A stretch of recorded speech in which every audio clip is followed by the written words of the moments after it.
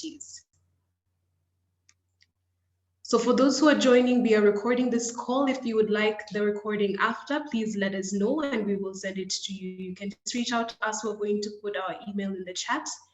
Just email us if you would like the recording and we will send it to you. So as we continue waiting for other people, we would love to know who's on the call. Please make use of the chat function, write your name, write your location, and tell us how you're feeling.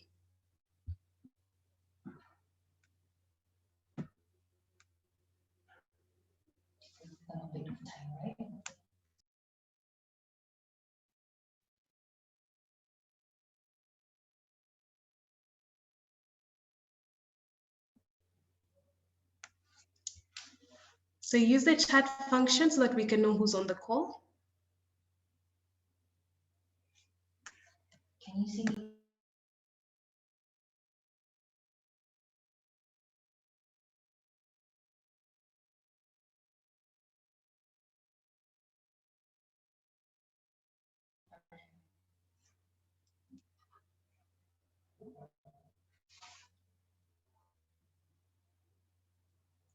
Great, I can see a few people writing. Welcome, Andrew.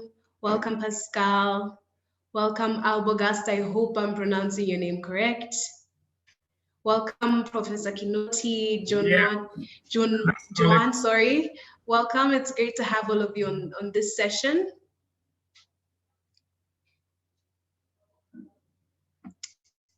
If you'd like the recording, I will send it to you. Lynn, I've seen your comments. I will send the recording to you after this session. So before we get right into it, I would like to share a few online etiquettes. This is something, a few basic instructions that will help us have a smooth transition. Just a few things we'd like to encourage for you to abide to during these sessions, just so that we can avoid having any background noises, and also so that we can see you on the call. So the first is to mute your microphones and kindly allow us to also mute you. In case we hear any background noises coming from your end, we will mute you just so that we can avoid any disruptions coming to the speakers. I'd like to also point out the fact that you have the flexibility to view the gallery either with the speaker only or to have all the participants. So you can choose that as you would like. If you can have your videos on, thank you all so much. For those who have their videos on, it's great to see all of you. But if you do not have reliable internet, that's fine. We understand that the bandwidth can be low. We'd also like you to use the chat function. You've done great so far. Please keep using it to give us feedback, to pose some of the questions that you may have to our speakers, and we will read it back to them. Please feel free to use any hand gestures. If you have a question, if you'd like to grab our attention, one of our team members is just keeping an eye out for that. And for those who've joined and have not named yourself, kindly rename yourself so that we know who's on the call. So the agenda for today, we started off with a check-in. And thank you all so much for checking in. Next, we're going to have an introduction of Ashoka as a whole. For those who may not be completely familiar with what we do, we're going to have an introduction of TESCEA, because TESCEA is part of the session that we're doing, and also an introduction to the webinar. Why are we doing it, and why do we feel it is relevant or is important? And then we're going to have a presentation by two Ashoka fellows who I'm going to introduce later on. And then we're going to have a reflection and Q&A session. So please, during this time, if you have any questions when the fellows are presenting, you can just put them in the chat.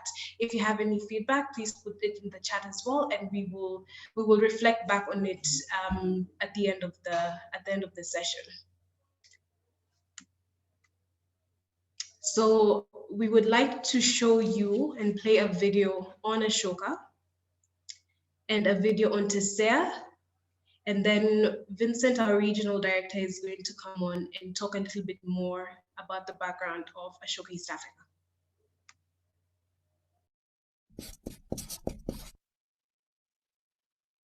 Africa.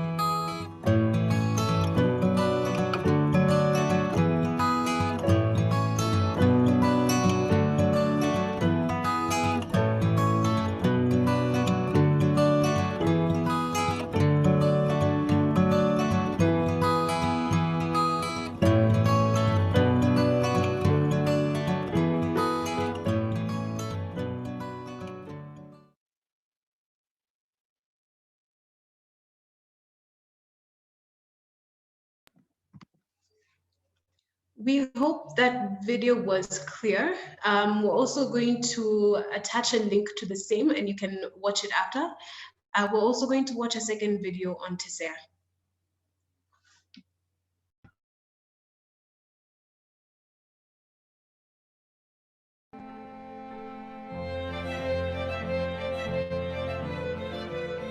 Knife skills.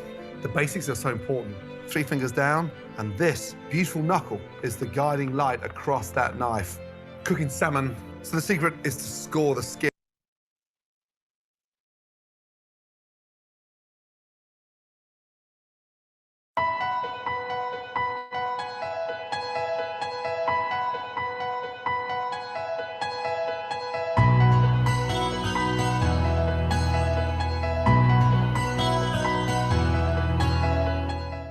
Young people have a vital role to play in development. Universities are important sites to nurture their skills and to harness that energy for social change. But many graduates in East Africa can be ill-prepared to address the challenges they encounter in the workplace or to leverage new skills and ideas to meet social needs.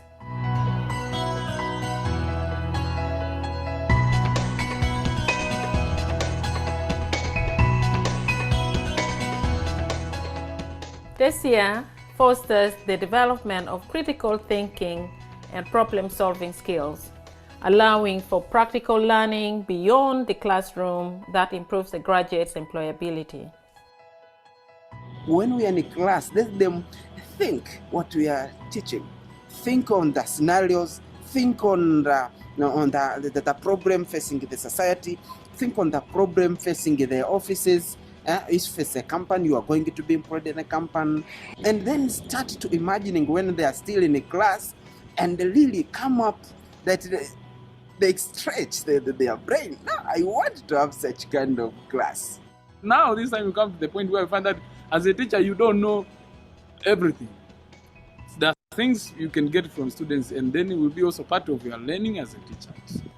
TESCEA is transforming teaching and learning in universities by embedding critical thinking and problem-solving skills in curricula and pedagogies and supporting academics to make a change to their practices. This is enabling universities across East Africa to produce graduates with the skills and competencies that local employers and communities need to solve real-world problems. What excites me most is we are doing as a collaborative. It's like all parts, all stakeholders, they need to be involved in this change. So from the national point of view, all the stakeholders who have stake on higher education, but student, staff, top managers within the universities, in the private and the public sectors, but also in the community, are coming together to see how can we put input so that we can have programs or courses which instill those attributes of critical thinking and problem solving.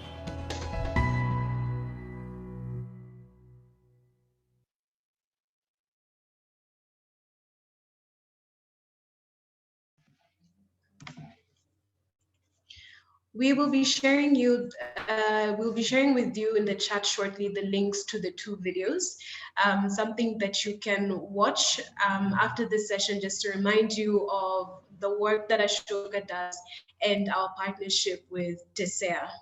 So I'd now like to invite the Regional Director of Ashoka East Africa, Vincent, to talk a little bit more about Ashoka in East Africa. Thank you. Thank you, Ruth. It's good to see everyone, and thank you so much for sparing time to join this webinar. What I'm going to do is not take so much of your time because we are going to hear from the social entrepreneurs here just to get their insights on what it takes to transform higher education, basically borrowing from their lessons. And also we'll hear from university leaders from within the partnership, the TESCEA partnership. I'm happy to just mention a few people that I've already seen on this call. John and Mai, thank you so much for joining. John and Mai from INAS, our lead partners for TESCEA. I've seen Father Max, Professor Max from Uganda Matters Universities. Thank you for joining. I've also seen Musabila and John from Ubena from Mzumbe University. Thank you for joining. I've seen David from Gulu, and I think there's also somebody else from Gulu. So thank you so much for joining. So these are the 4 universities that are part of the TESCEA project that we've worked closely with for the last 3 years now. And I'm also seeing a number of fellows, not necessarily those who are going to share their insights today, but those who have also been very keen on the work that we are doing within the higher education space. I've seen Jonathan Mativo from Kenya. I've seen Benson from Uganda. Good to have you. I've also seen some representatives from other universities that have been paying attention to the work that TESCEA is doing. I've seen Professor Ebel from Mariara University. I've also seen Jonas, brother Jonas from Tangaza University. So clearly this is going to be an interactive session. It's not going to be one way, just from the representation that is here. I've also seen Pauline Gangla, who was part of the SPHERE team from the very beginning. Hopefully we will also get to get some insight from you, whether it's just comments. I'm mentioning that because this is typical of how we organize as Ashoka, approaching issues, approaching, projects with this very fundamental understanding that we cannot do this alone. And there's tons and tons of knowledge out there. And for us is to always look at opportunities to make this kind of convenings where we hear from different perspectives, where diversity of knowledge, come into play. But just briefly, because the video already gave us a glimpse of what Ashoka is all about. Ashoka is a citizen sector organization founded in 1981 by Bill Drayton, whose pioneering work really crystallized the whole concept of social entrepreneurship. And what we credit ourselves a lot with is helping the world to know about this sector. And this is also not something that we just generated as an organization. It was from the efforts that were put in place from the early 80s to find leading social entrepreneurs whom we brought together to make up the world's biggest network of social entrepreneurs.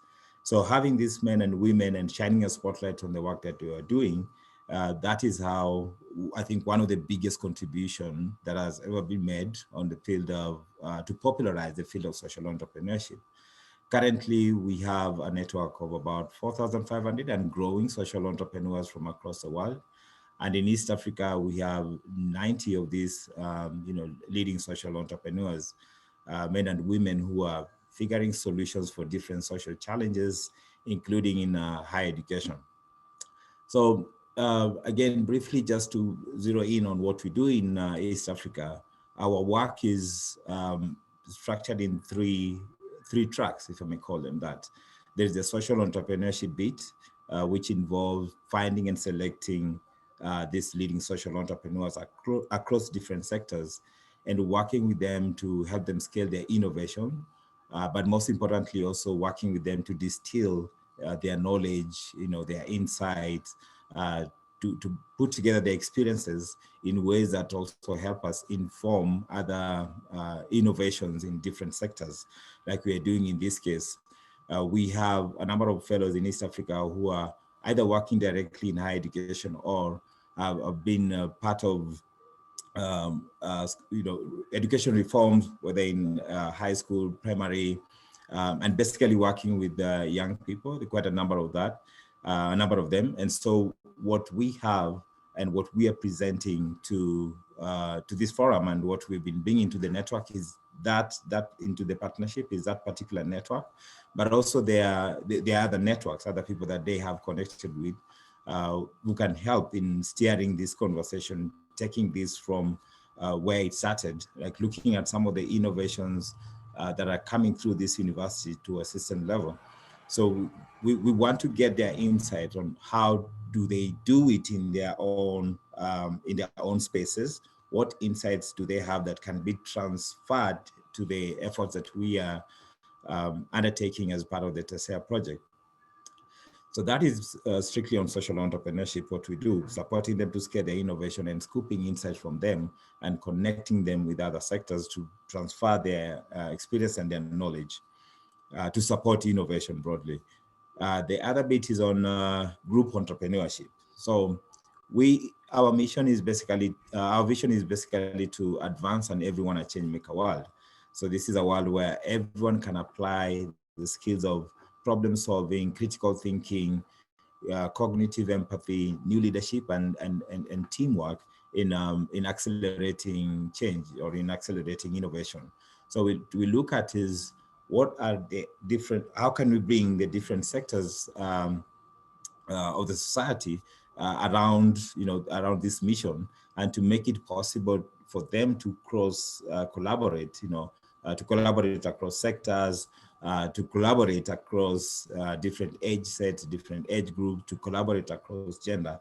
So this is what we mean when we think of group entrepreneurship. How do we make this as collaborative as possible? The other bit is the infrastructure for the citizen sector. And this is, looking at the different efforts that our venture process brings forth. We look at, the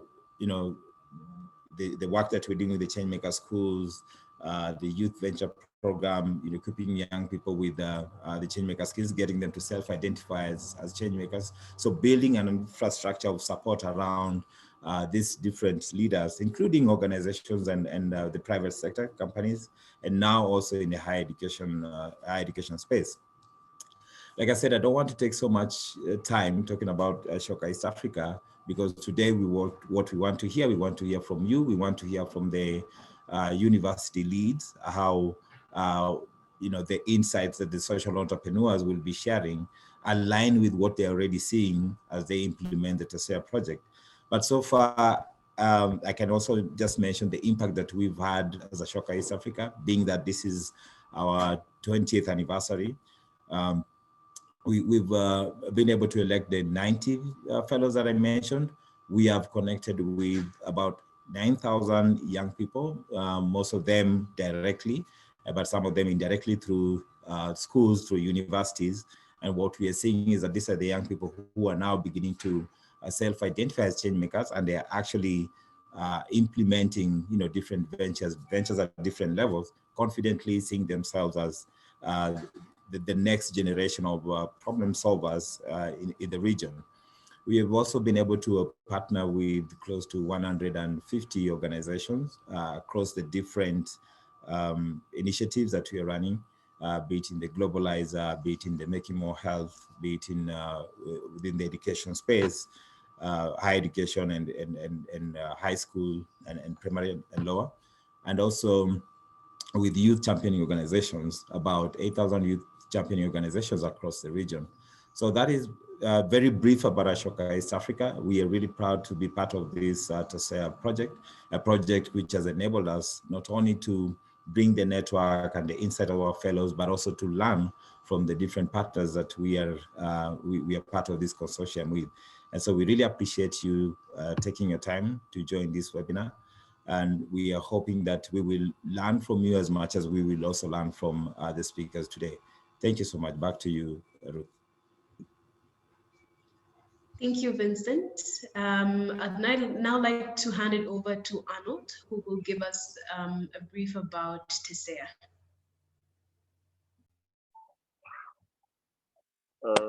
Thank you so much, Vincent. Thank you, Ruth, and thank you everyone for joining.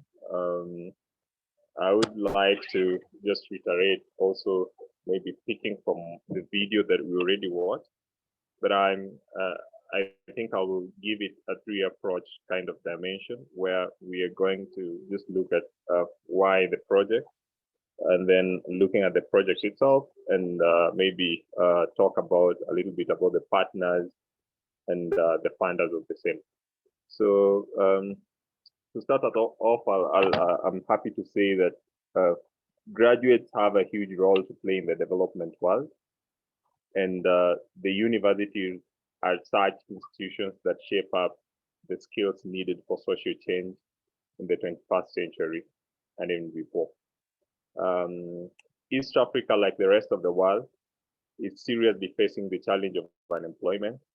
And studies in the world have shown that not all graduates are fully equipped with the new skills needed by the industry and the first-class employees for these kind of students to be employed in such places. As such, we have, as a result of that, I think we have the project TESCEA in East Africa. And TESCEA is a project that aims to transforming graduate employability and entrepreneurship in East Africa.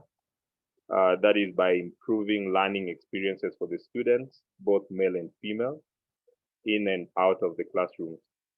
The project so far fosters to develop critical thinking and problem solving, as well as gender pedagogy skills that then would allow such students who graduate from these universities to have the practical learning just beyond what we have in the classroom.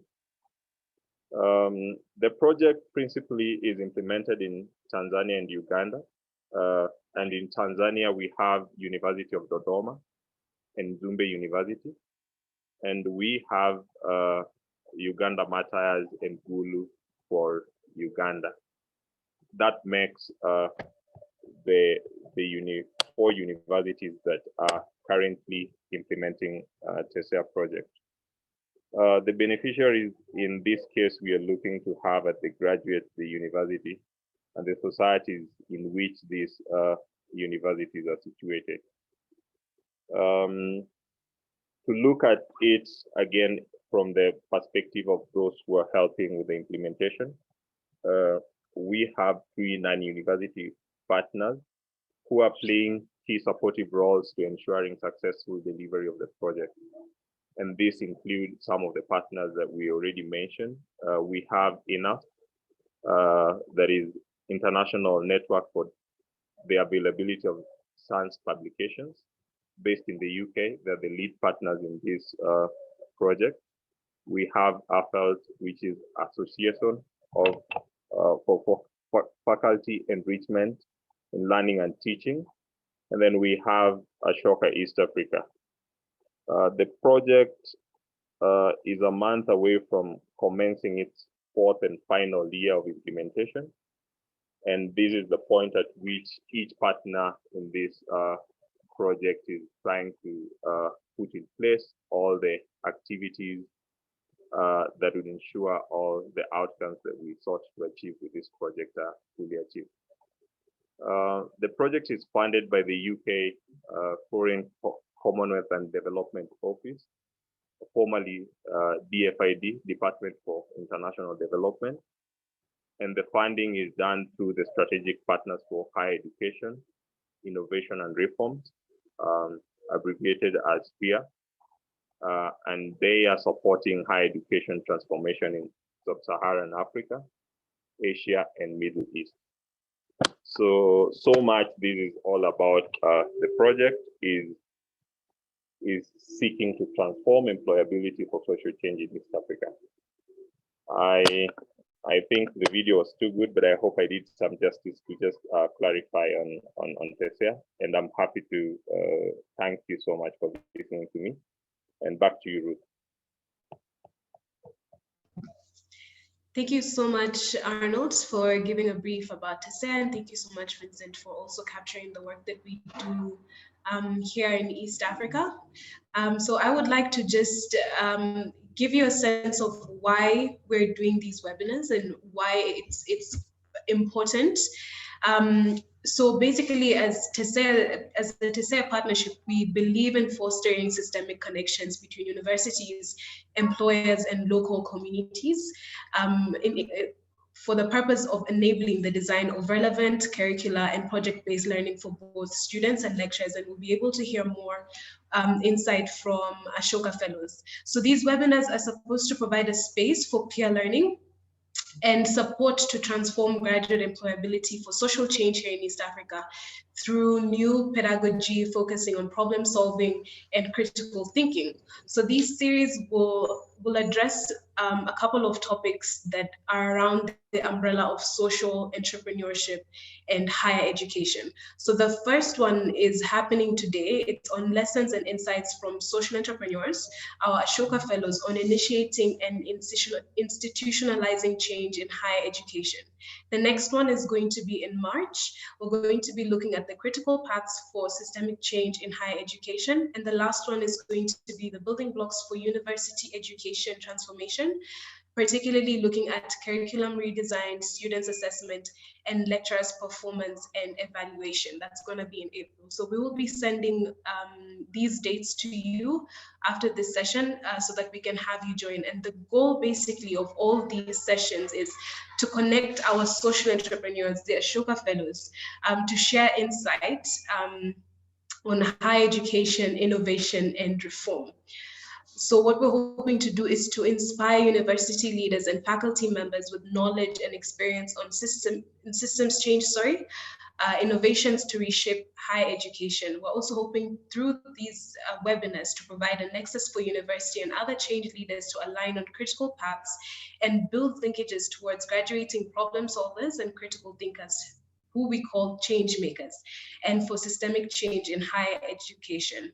We're also hoping to provide case studies and tools on curriculum redesign and assessment. So through these webinars, we're hoping to really just achieve this, leveraging a lot on the knowledge of our fellows in East Africa.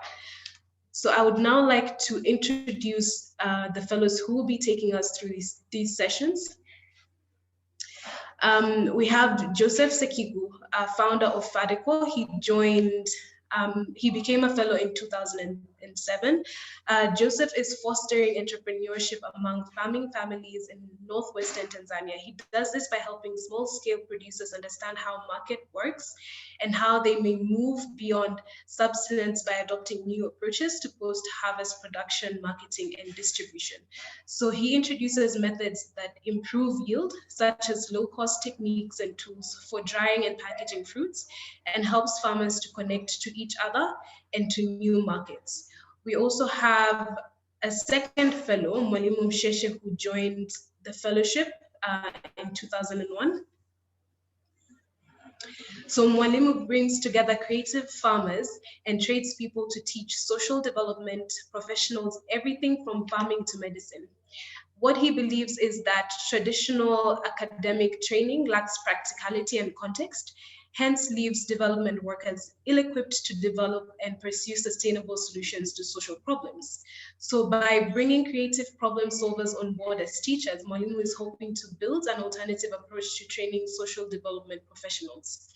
His African Rural University draws students from all socioeconomic levels of society and offers specific programs designed for rural farmers, unemployed young people, students from universities, and policymakers. So he joined Ashoka in 2001. He's actually our first fellow, I believe. He is the founder of Africa Rural University. So the first fellow who is going to be sharing his insight is Joseph. So Joseph, you can just unmute. And you can take it over from here. Thank you very much, Ruth, for giving this good introduction, and thanks for Vincent also for doing the same. I am Joseph Sakik from Tanzania, and I'm talking about what I've called a paradox. The question at hand is higher education in East Africa ripe for disruption? And I'm trying to share my experience from this end. I hope, Ruth, you are getting me from here. Yes, okay. we can see you and hear you. Yeah. Yeah. By way of introduction, I'm saying that high or higher education implicitly indicates an academic level, after which one going through that level of learning qualifies for a life of self-sufficiency. It is presumed that after this level of learning, one is suitably qualified to undertake a job or be self-employed.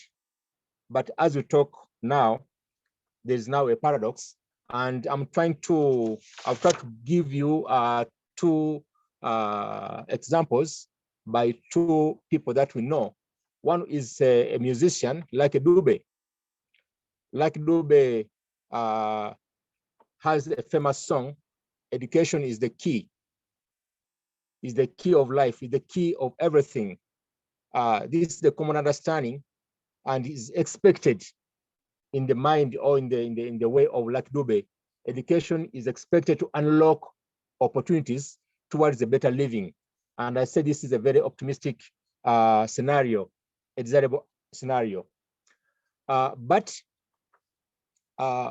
recently, I've been following the discussions in our parliament, and is one of the famous politicians, Professor Kishimba, who is a member of parliament, in his contribution toward the education debate in our parliament, provided a somewhat complicated statement when he extrapolated that education ni kifungo cha maisha, which literally means education is the locker of life, considering that, it puts people like in a prison. So education, whereas the key can unlock, but the key can also lock. But according to Kishimba's interpretation for concerning the Tanzanian case, education is like putting people in a prison, is really locking people in the prison, concerning the unemployability of graduates. And I say this is a pessimistic scenario. Now, where is the problem? Where is the problem as we talk now? Several academic research findings have exposed that many graduates from many and several universities lack the necessary employable skills, even if there may be any pending jobs. Also that the academic institutions have traditionally followed a generic approach of preparing a student towards the world of work, which requires a graduate disregarding the need of the employer. The academic universities have training programs and curriculum that are fall in their training of graduates. The goal of such training may have several endpoints. It could be academic excellence, it could be for research, or preparing graduates to a life of work. Preparing graduates for a life of work here remains the main point of departure when we talk of employment. In principle, the training provided should directly address and meet the dictates of the employing community, the public or the private sector. Now, most universities and institutions of higher learning are blamed for, instead of breeding job makers, they end up breeding job seekers. And it is sad seeing graduates carrying the paper certificates which mark a highest academic level, but with no jobs at all. On the other side, employers, particularly in the private sector, complain for low value for money returns against qualifications of employed graduates. Several employers also complain that instead of production and making desired profits and deliverables, they are forced to commit a lot of time and money on retraining of graduates to meet their standards.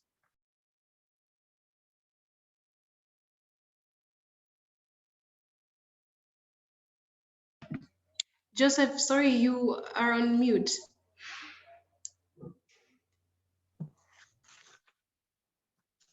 I'm sorry, I didn't see that. Yeah, I was saying that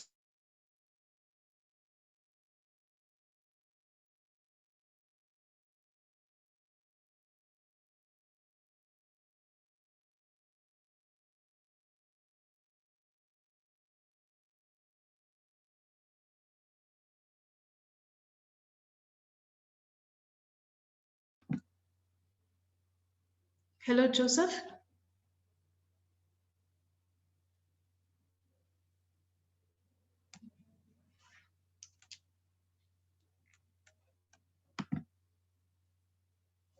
Okay, I think Joseph's connection might have gone off. But I would like to, as we wait, I'd like to encourage you to send your questions through the chat. Would also like to hear your feedback of what has been discussed. And as we wait for him, would like to launch a poll. Just a quick one as we wait for Joseph to come back on.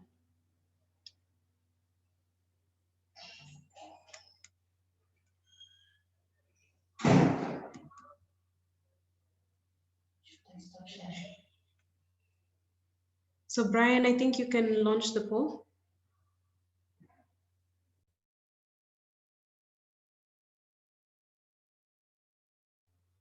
Okay, the poll should be live. I'd like to get feedback if you are able to see it. I can see we have participants taking the poll. Thank you. Okay. Thank you for taking the poll. Great. All right, thank you so much. We have 40 more seconds. Just take your time to give us your views on the questions that we've asked. We'll also be posting a few questions in the chat just to harness some insights on today's conversation. So please use the chat function to engage with us and to engage with the speakers of today's session. Feel free to ask questions. We will be monitoring the chat as well.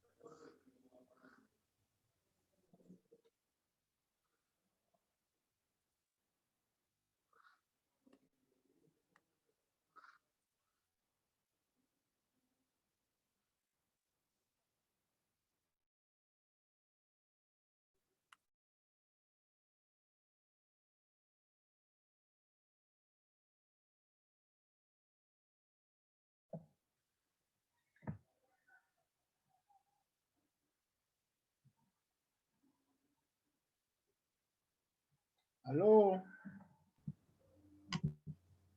Hi, Mwalimu Msheshe. I was about to actually reach out to you.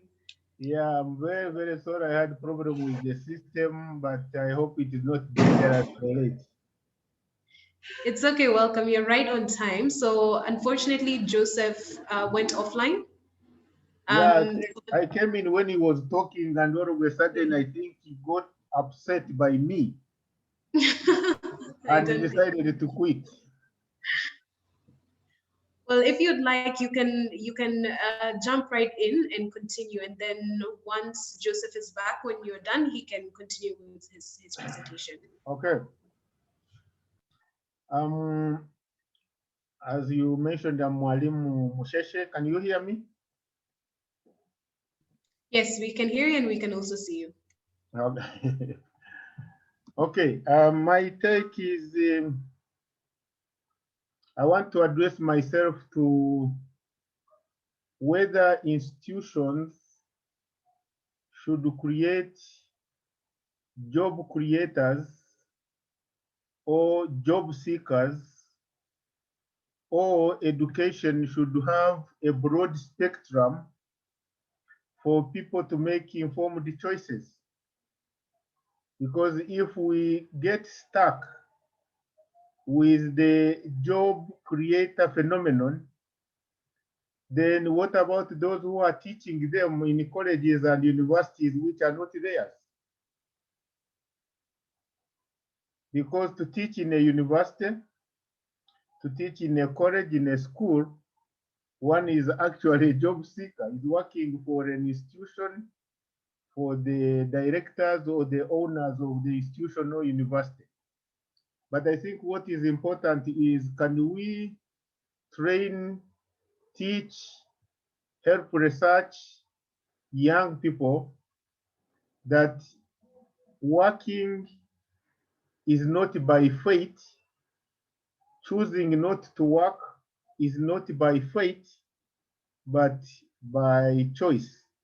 So which means to me that the spectrum allows the young people to have skills, knowledge, but fundamentally the right attitude and mindset to make informed choices, so that if they choose to create jobs for themselves, they do it well, not because there were no other alternatives. And when they choose to work for someone else, then they do it very well.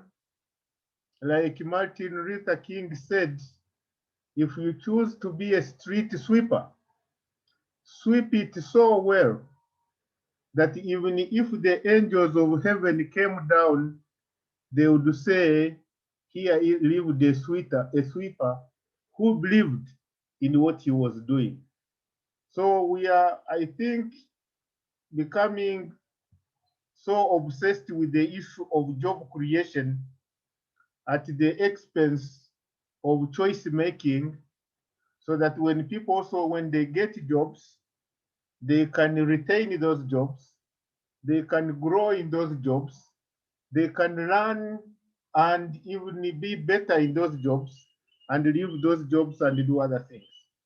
So I'm looking for higher education that is not glorifying job making or creating for the sake of it, neither is it condemning job seeking, but to find a a position where our training, our teaching gives the graduate that option to choose so that they can have fulfillment and satisfaction.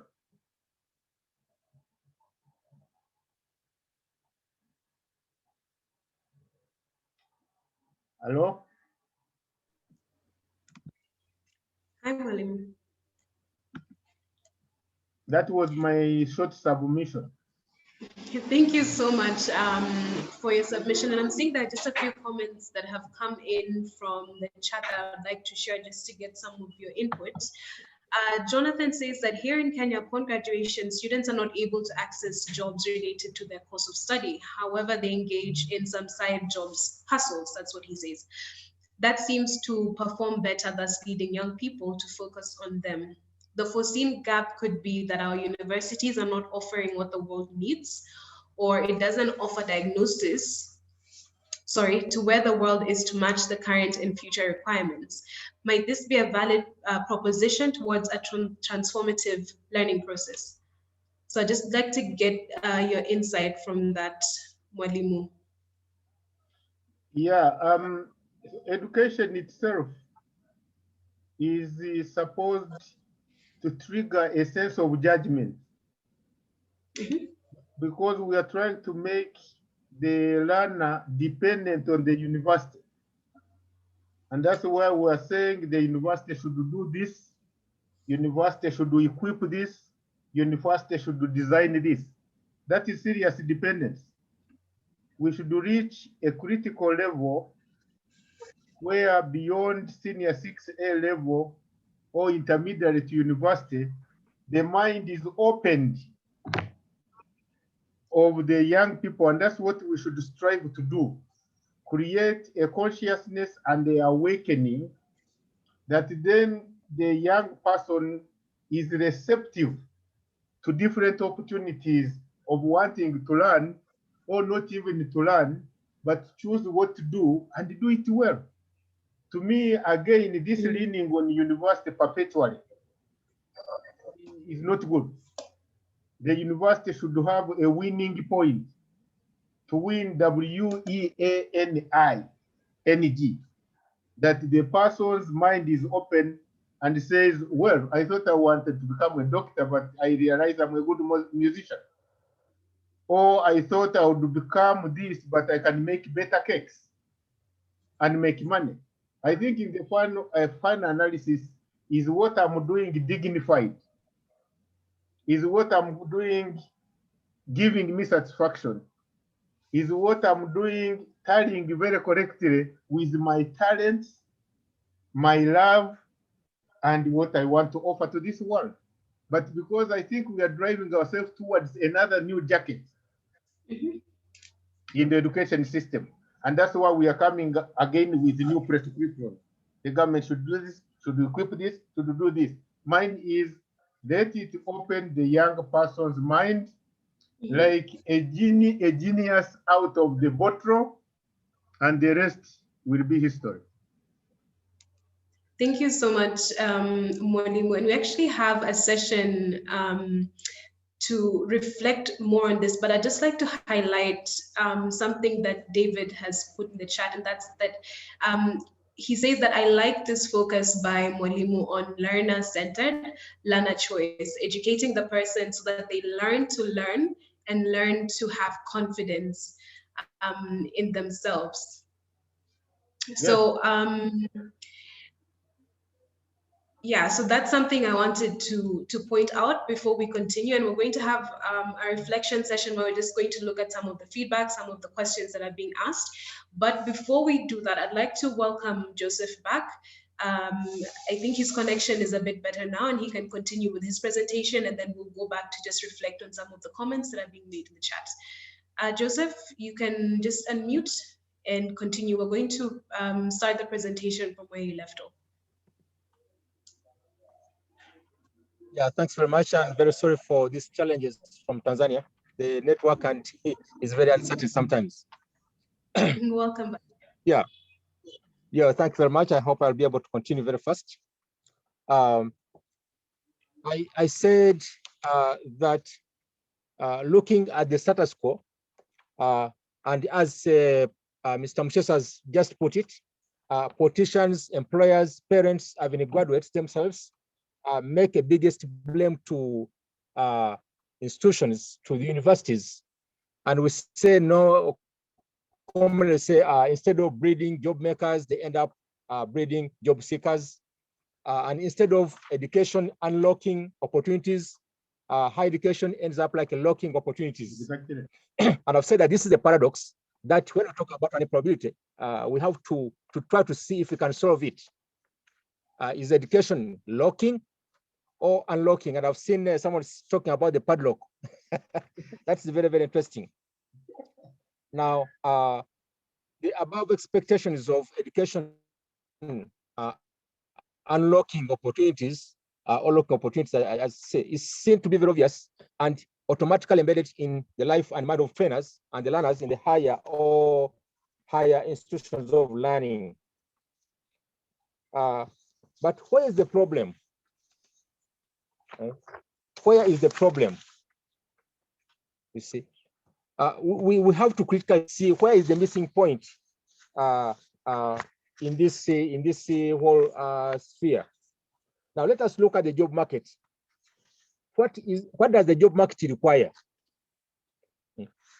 The job market requires or has become suspect that they need to employ someone who has, among other things, is capable to deliver. The job market is looking for value for money against qualifications of the employed graduates. The employing market or the job market, doesn't want to spend a lot of money or resources in retraining on anything like that. They want somebody who can deliver from the very spot, contributing to their institutional growth and economic social profitability. Someone who is supposed to work with very little or minimal supervision, so no time wastage. They will require no additional training. So they would require somebody not to make them again pose unnecessary expenditures for further education, like on retraining, upskilling, or things like that. But what is happening is that you find that the institutions, the job market is complaining that they're spending a lot of money on internship or apprenticeship, on job training and all this much, which is not very good. And I'm saying, okay, it seems now that there's a disconnection between the training institution and the employer. Because ideally, if the training institution is making or forming workforce to work for somebody, the two should work together. The training institution and the employer should in some way come together, and the training institution should train in order to meet the needs of the employing community. Now, just very quickly, what should be done? And what should be done now, to me, should be coming from, I'm using the social entrepreneur eyes. What should be done now in order to bridge that gap or to solve that paradox? And I'm trying to make a proposal of a curriculum redesign and transformation.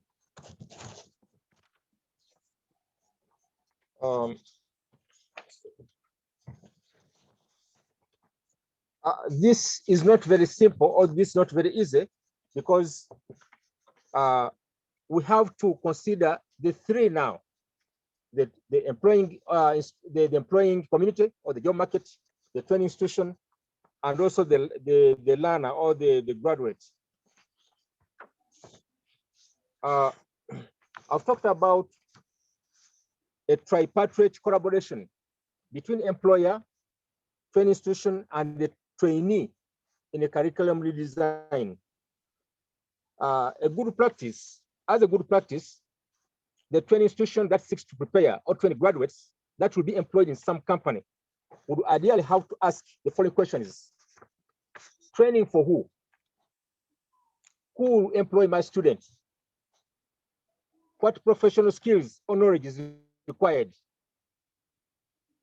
Therefore, for training that is specifically geared towards preparing the students for employment, the curriculum in question should seek to satisfy the levels of competence and skills required for a particular job.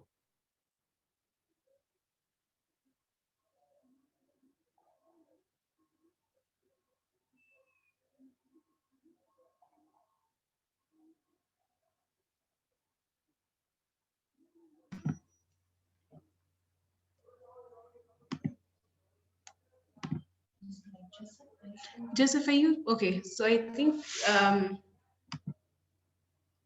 Joseph's connection might have gone off again. But I would. Now I'm back. Oh, so okay. You can continue then.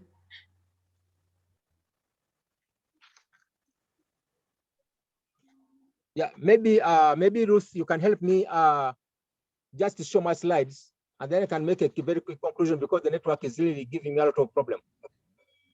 Okay, so we are already projecting your slides. Is there a particular one that you'd like us to go to?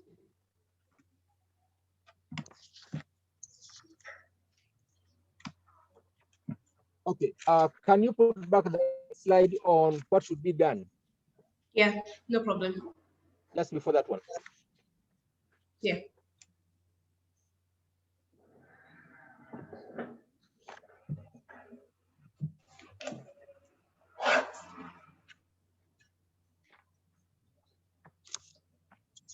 As I try to go through my slides, what I can say, for example, the scenario that we have in Tanzania is that the jobs really exist. But the main complaint is that the graduates do not have the employable skills to make them really fit in these jobs. So this is like the biggest challenge or the biggest question that the employers have. We have a lot of jobs here, but the graduates do not have those employable skills. So you find that employers spend a lot of time if they are interested in the graduates to retrain, upskill, things like that. So it's not a question of no jobs here. The jobs are really there, but the employability of the graduates that we have. So this is what I'm trying to look at, looking from the Tanzanian point of view and giving like a reflection of what most employers here say. So I said what should be done from the eyes of the social entrepreneur, and I'm talking about curriculum redesign and transformation, and suggest that the training institutions must be ready to change the rules of the game and adapt them to meet the needs of the market. And then, in order to achieve this, I'm also proposing a collaboration whereby the employer, the training institution, the trainee are put in focus. And the training institution here is looking at the priority needs of the employer, where the student or the graduate will be employed. Going to the next slide. I'm talking of career guidance. Can you move Ruth to the next slide? Yeah, on career guidance, we've already projected that. We're projecting it at the moment. Yeah.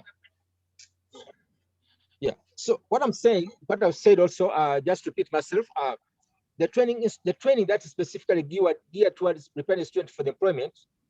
The curriculum in question should seek to satisfy the levels of competence and skills required for particular jobs. Therefore, the training institution, as I said, should, among other things, know the professional requirements and skills levels of the employing institution or company, determine the length, duration, the length and duration required for such professional level to be achieved, and also determine the mix of courses that respond to the skills and professional levels required by some particular or specific employer in question. This brings us to the need for career guidance. To achieve the desirable situation, the employer should be considered as a key determinant in designing the training curriculum. Otherwise, if he's not involved, who will then take up the training persons? Now, the student aspiration from the very beginning should be well focused so that as they pursue the education, particularly in the higher levels of learning, should be very clear of what they want to become or what they want to be.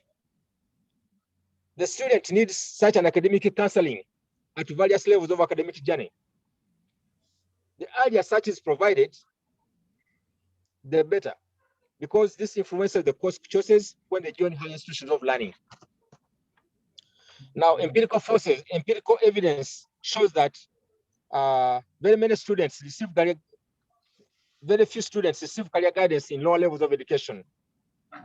They are forced to do a series of subjects. For example, in my country, at lower levels, they have to do like 7, 9 subjects, some compulsory, while others optional.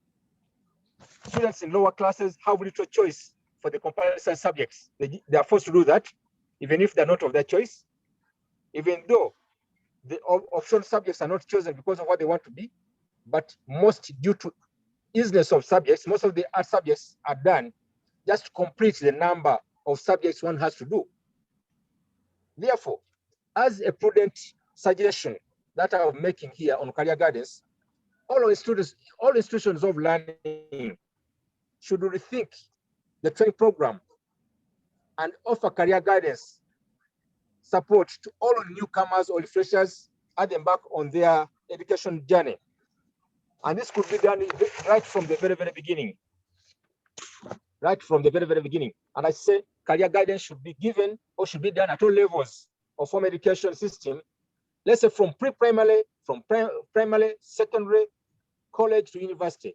You know, a student or somebody should know, what do I want to become? And if they are cancelled from the very beginning, then this graduate already knew I wanted to become an engineer, and they will pursue that. And the training institution should help this young man to work towards that, even when they become to university. I think they will make very, very good employees. Now, I want to talk about the role of social entrepreneurship. If you can go to the next slide. It is true that in dynamic life, it may not be easy to write or have all the answers to any question that may arise. Whereas the ordinary focuses on quantitative and objective viable indicators, success also depends on unmeasurable qualitative attributes. These may not be taught in school or in class, but are inherently cultivated and built in any successful person. Qualities like value for money, job satisfaction, company growth, product development, these are all new concepts which are but some of the essential ingredients in any successful life, and also when you consider the life of work. Critical thinking, problem-solving aptitudes are all concepts which may not be taught in school, but are essential attributes in any successful employee or in life. Putting consumer or customer first. Life satisfaction can be subjective, but when you consider innovation, creativity, life of work, satisfaction largely comes when one's life positively makes an indelible impact on the life of the other. And for me, here lies the mystery of social entrepreneurship.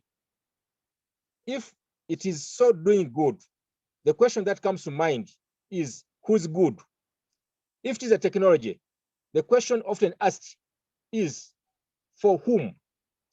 How will this alleviate the situation from the original state to a better one? So the few points, Grace, that I put up on the slide are some of the things that drive us as social entrepreneurs, and I think that has to be considered. The social entrepreneurship calls for the work of employment at the moment calls for somebody with critical thinking and problem solving. It also calls for a multifaceted, multi-talented, multidisciplinary approaches. I want to say that change and transformation can be difficult, even when we talk about this. But for me, these are only difficult, but are possible and inevitable. And I want to say also so that change and transformation is a process. It doesn't just come once. Now, I know, from my thinking or from my perspective, there are several challenges when we talk about curriculum design or redesign. Joseph, sorry, let me pause you right there because I think you've said, I think you've brought up really important points, and I'd really just like to rope in some of the representatives from the universities who have burning questions, who can also input into this conversation and into what you and Mwalimu have said. And I'd like to ask David if he can just unmute, because I know there's something he had wrote in the comment in relation to what is being discussed, because we'd like to also make this very interactive. It's a learning process. So David, if you can just unmute.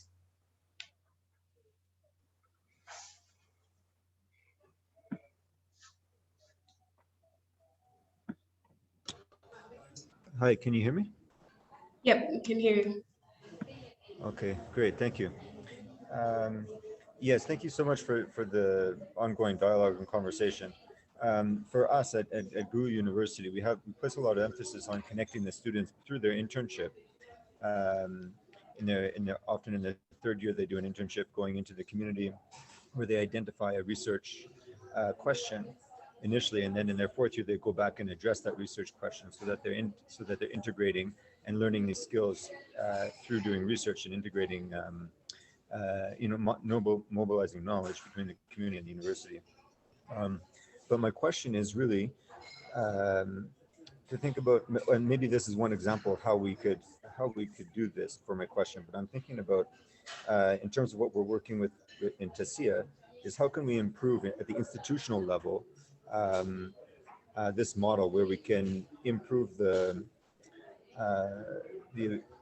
flexibility and the adaptability of the institution to continually be able to change to meet the needs of the students as the world is changing very quickly. And I think that's what commenting with what Mwalimu was saying earlier about the need to get at the center when we're teaching, to engage the student and the identity of the student and the empowerment of the student as the center because of the change. It's so important for them to be able to have these skills to change. But I'm wondering at the institutional level, how can we integrate that, especially when it comes to getting not only the students, but keeping the lecturers up to date with the world of the community and the I don't want to say employment, but let's just keep it at community in that broader level. Thank you.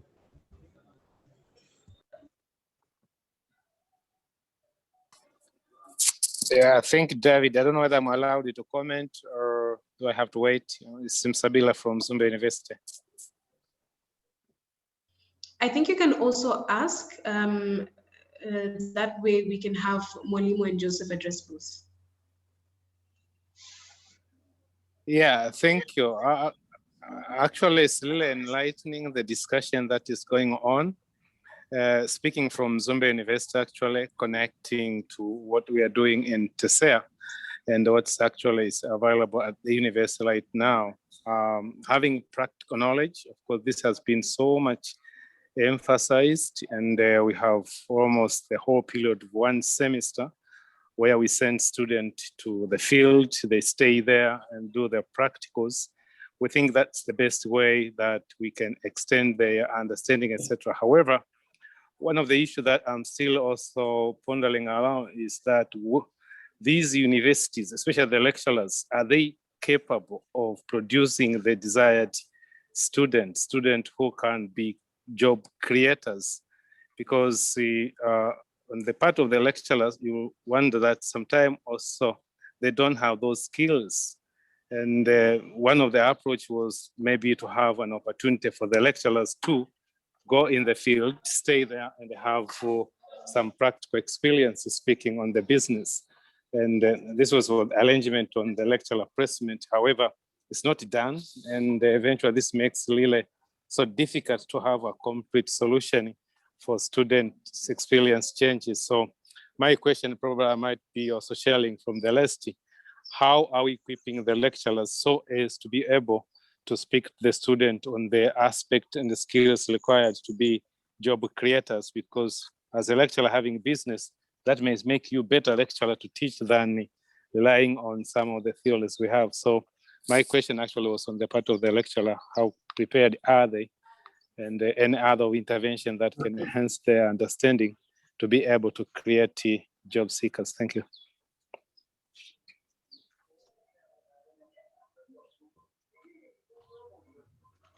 So that question is addressed to both Mwalimu and Joseph. Yes, both, but again, also sharing to the other members of this particular webinar, so as to have the experiences, because we are in the same probably education sector or industry, which actually I find it harder. Speaking for myself, I own a microfinance firm in Tanzania where I'm doing business as a part of the lecturer. So looking at the conditions that now are set, where the licenses are offered by the Bank of Tanzania, I really find it hard for a normal Tanzanian to be able to start such kind of business. So I only got this type of knowledge because I was also involved to register one. I managed, but it's really tedious, etc. So teaching, if I was teaching, let's say, microfinance ventures in Tanzania, that would be really difficult if we don't own one. That was my question. So it can be to the presenters or sharing experience from the rest of the members in this panel. Thank you. So I'd like to give the fellows a chance, first of all, just to answer the two questions, and then we can throw it out to everyone else to share their input. So I think we can start with Mwalimu. Yeah. What was question number one? David, do you mind just unmuting and asking a question again?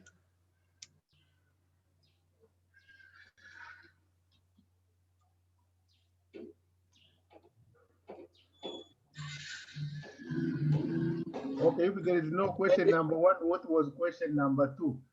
I think David's question is on the chat. He's asking, how can we make our universities and lecturers relevant and up to date to a fast changing world and an unpredictable future? I had already alluded to the fact that we are creating unnecessary dependence on the lecturers and the institution, because at a certain level, the students should be given power, like it were. Probably many people don't know that the originality of the university education was in the hands of the learners. And then the learners hired the facilitators who became lecturers. And because of that, with their parents and the students determined what they needed to learn.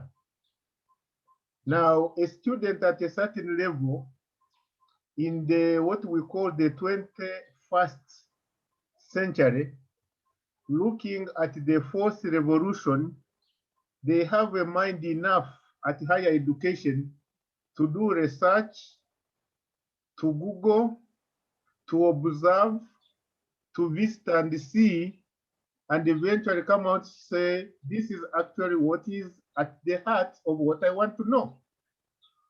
But we are still using the traditional method of the teacher as a determinant of what the students should learn. And here we are even giving instructions to the lecturers, what they should do to the learners. I find that strange, because I think what we need to do, instead of massaging the process, we should start thinking in a radical form. What changes are we really advocating for that are earth-shaking, that will make education system look like the one of yesterday didn't exist? And that's how revolutions have taken place. The different waves, from the agricultural revolution to the industrial revolution to the information technology, and now the fourth revolution, the educationists are still talking as if they are in the industrial revolution. So even the thinking amongst ourselves, who are calling ourselves entrepreneurs, we are not actually entrepreneur enough, because we are just making tweeting, adjusting here and there, more for convenience than for radical change. So to me, the students at a certain level of growth. If you look at effectiveness, you look at psychomotor, you look at the growth of psychology, people should start saying, hey guys, I think this is what truly matters to me. This is my vision. This is what I have seen out in the world. And how many of us would like to learn this? So then they determine how the teaching should be done. And of course, now we have even the new normal. The students are going to learn out of classroom. The students are going to learn out through invention and discovery. I think it is time we woke up and realize that the 21st century will need a very fresh and new approach than we did in the 19th and 20th century. But we are still perpetuating the same arguments of what universities became after what they were at their original level. And now we are tweaking, adjusting, arm twisting, and thinking we are going to get the best out of higher education. I say no. That's why we say, for example, in African Rural University, we are saying if we are going to talk about changes in Africa, retrospectively, what was Africa doing? What was the science? What was the technology? What were the tools? And where are the wise men and women of Africa that should go into the classroom and start teaching African wisdom? Now that is radical. But we are still looking for professors and professors and professors who have been actually disoriented. We want to look for original people who still think in the original form. And because of African resilience, that knowledge and wisdom is still useful. And then we apply it. In Africa, they don't talk about jobs. They talk about work. And you're so busy talking about job market. And we are talking there is a lot of work to be done. How do Africans really do work, not jobs? So our education to develop a new language, a new way of thinking, new perspectives and perceptions, and the realities and truths of what are the aspirations of Africa first, the national state, and what is the contribution of the young people in that national state. That needs to be independent, that needs to be self-reliant, that needs, you cannot talk about a nation being self-reliant and you are not teaching the student and the child to be self-reliant. He's still dependent on the facilitator, still dependent on the institution. That is a paradox and a contradiction. So let us rethink what kind of education in a radical form, not just massaging and nothing what is. So before Joseph responds, I think I'd like to get someone from UMU just to also give their input or ask a question.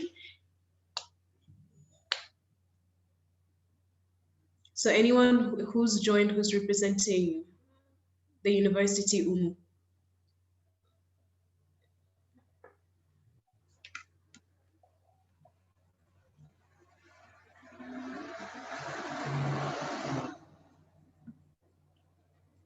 Okay, all right, so yeah. Can I add something small? Sure.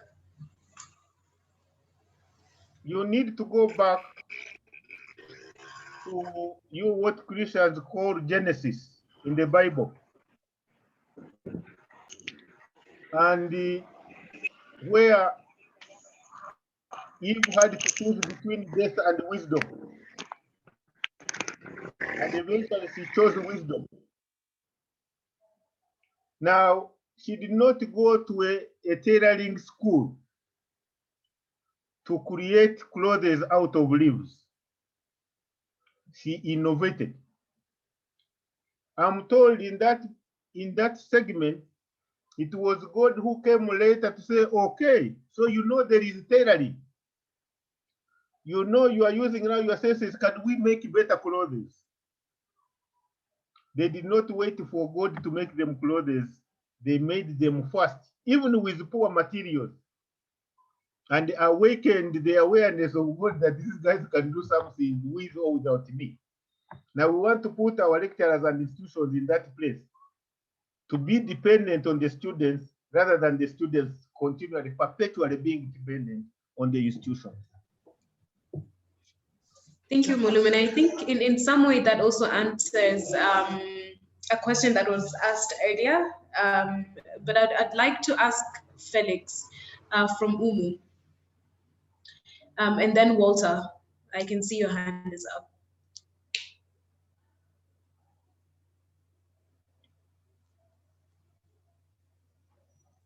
Okay, Felix, you're not ready. Walter, I think you can go. I think I've seen your hand up. Okay. Just go ahead. Max from Uganda Matters University. As Felix is preparing to come on stage, I just wanted to say that, yeah, through the course of this project, we have come to realize the wrong things that education in Uganda, perhaps also East Africa, has been, all the bad things that we have been doing to our students, thinking for them, not allowing thinking at the university. And this has not only been at the higher education only in the universities, but this is what is taking place in primary schools and secondary schools. Those in Uganda will agree with me that currently the type of education that we have in lower schools is only to memorize and also answer questions preparing for national examinations. And to us, we found that this is not learning. And through this project, we have envisioned a way we can move forward to make a policy that is based on our university, perhaps also translate into national policies on how we can approach education at in our country, where students are not only passive participants in the class, receiving notes, hearing from lecturers, and then at the end of it, go and ask them to tell them what you told them, to tell you what you told them. So we have developed this way of working with industry. Vicent and people in Ashoka, they are aware of what we do with our joint advisory group that is now helping us to revise our curriculum. And we were somehow stopped by COVID. But before COVID came in, we were now planning to bring the industry into the university and also students to the industry. And in so doing, we have also redesigned the pedagogy. How do we teach? Do we need to continue making notes for students, or we must allow them to speak and also create notes for themselves? That's what we have been doing. And I think following this, we shall have changed the terrain of education in Uganda and perhaps East Africa. And of course, one of the things that Professor Musheshe has been talking about is the language. The language. A parent brings a student to a son or a daughter to university to say, who will employ this person? Why do we always speak about employment? Somebody employing you, not this student employing himself or employing others. So we are now trying to see how can we become part of the narrative that changes the entire talk about education. It's not to go and be employed by some other person, but you are supposed to be a job creator. Employ yourself and employ others, but not who will employ my student. Where will that my student be employed? And I think this is one of the issues that we need to approach head on. I hope, Felix, you are back. Thank you so much, Yes, Max. I'm back. Okay. Felix, you just go ahead, and then I'd like to, we haven't heard from Joseph, and I think it's really important to also get his view on this. So it's Felix, when you're done, I think Joseph can also go ahead. Okay, thank you, Ruth. Good afternoon to you all once again. So the experience of TESCEA in UMU indeed has opened doors of how we need to nurture the students. Of course, we as institutions, we have made mistakes, and these mistakes could be deliberate or not deliberate. But from the engagements that we have had through TESCEA with the industries, that we have learned about the mistakes that we've made as we nurture the students.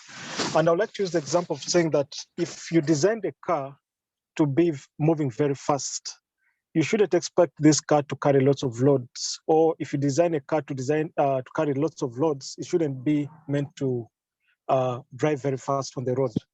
So this is the mismatch that has happened as institutions, that we have made students become what the industry has told us, that they are problem causers instead of problem solvers. So how do we make these students be problem solvers? Looking for jobs, as Professor Marx has said, but students being innovators and becoming problem solvers to communities where they desire this problem, this solution to be, or maybe where the communities where they come from. But the problem is that most of the graduates now become problems themselves as they move out, or they move out to look for jobs, or even where they're employed. So the industry has a lot of stake in the higher institutions of learning to improve the thinking, but also to create policies that can enable higher institutions of learning produce graduates who are a solution to community problems. Thank you.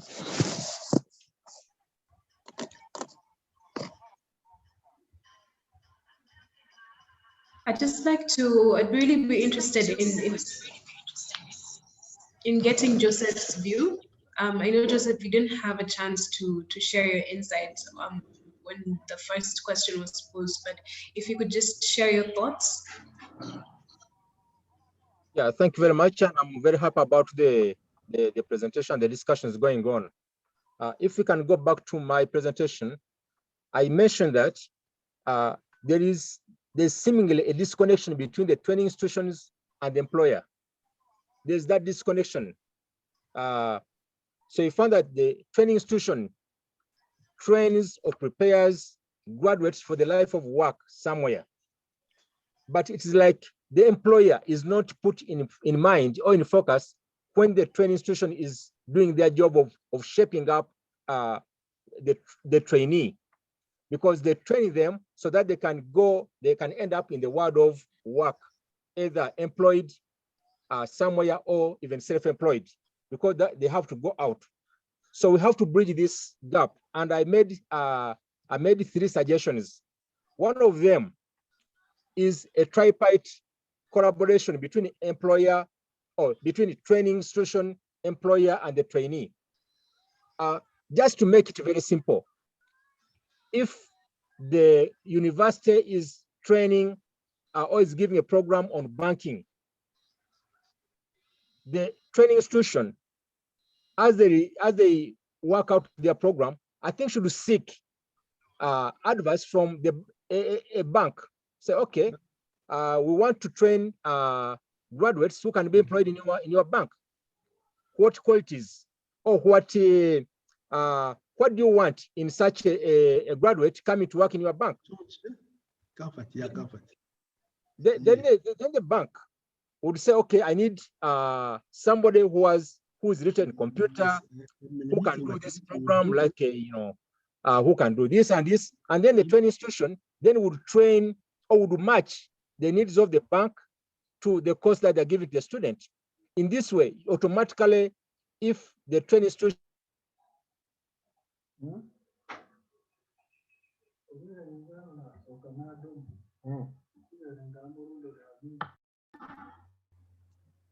So I think that Joseph's connection might have gone off, and I'd really like to apologize to everyone because I realize we have gone over time, but I think it's a really important discussion that we're having here that's quite relevant. And I'm just seeing from the chats that there's quite a lot that has been opened. that we're going to have a chance to look at in more details in the consequent series that we're going to be having. So if you have any more questions, feel free to share them with us. Unfortunately, we do not have time to go through all of them, but we are going to put together some of the knowledge that we've gotten from the fellows, some of the insights and reflections that we're getting from the chat, and we will be able to share it with you before the next session. And just to remind you, the next session we're going to be looking at the critical paths for systemic change in higher education. That's going to be March 31st. So I would actually like to invite Vincent just to capture a few of the things that have been said in a few minutes, and then close the session. All right, thank you, Ruth. Thank you, everyone. I think this has really been informative session, very, very, very, engaging. Thank you so much, Mwalimu Musheshe. Thank you so much, Joseph Sakibu. Thank you, Max. Thank you, Muzabila.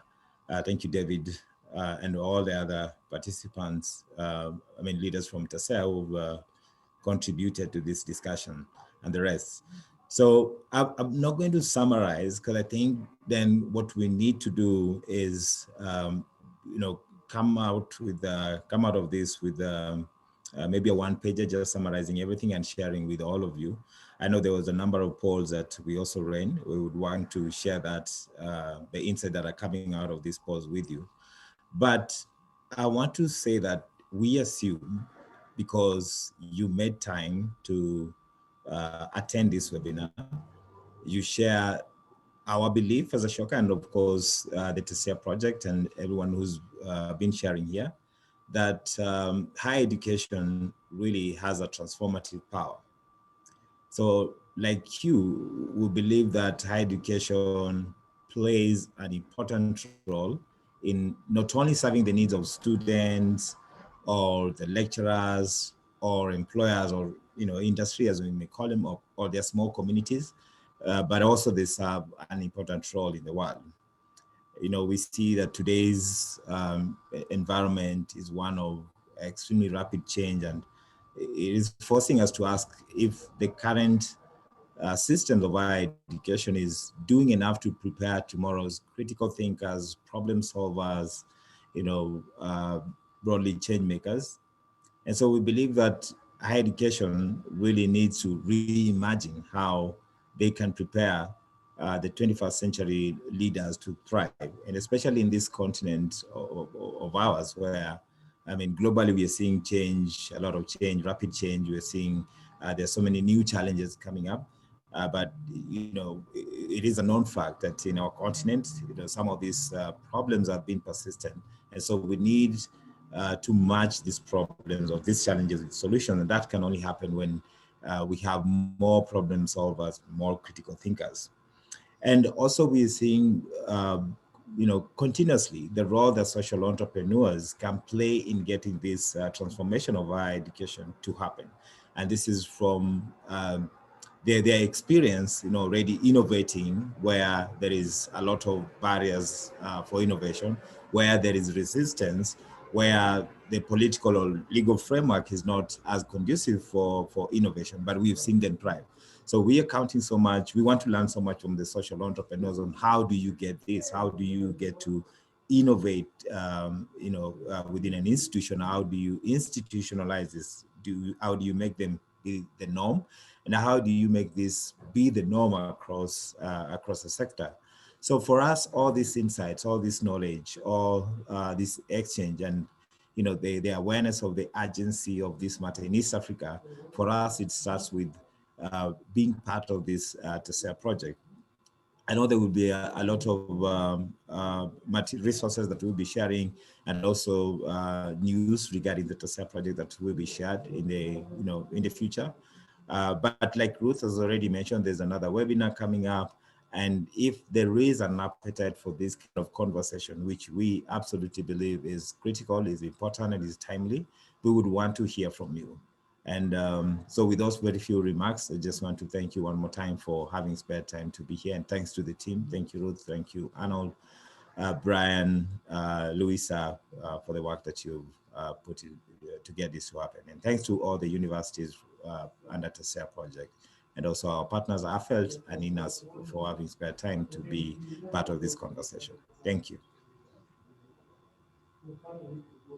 Thank you, everyone, so much. I'd like to also thank you, Mwalimu Msheshe, and before you Joseph. thank me, Okay. I know we are time bad, but I was wondering how you are preparing for the East Africa Ashoka 20th anniversary. And we want to make sure that we have a word about it and congratulate everybody, the Ashoka Fellows, the Ashoka office in East Africa, Africa, and Washington. And we are excited, especially as we have been seeing the expansion of membership over years, and some of you who have been steering the boat and holding the fort. Congratulations. Thank you so much, Mwalimu. Thank you so much Mwalimu. for mentioning that. And for all our partners, those who joined, again, yeah, we are celebrating our 20th anniversary, and we would like for you to join us. We'll be rolling out a series of activities, but these webinars are actually part of this celebration, showcasing the work that our fellows are doing, but also the kind of partnership that we are developing across the region, and what we are getting out of these partnerships, and how this can support the different endeavors, and you know, how we're looking at how can we leverage this to support you in your impact, in your work of impact. Thank you so much, Mwalimu, for mentioning that. Appreciate it. All right. Thank you, Ruth. All right. Thank you all, and have a good rest of your day. Yes, Andrew.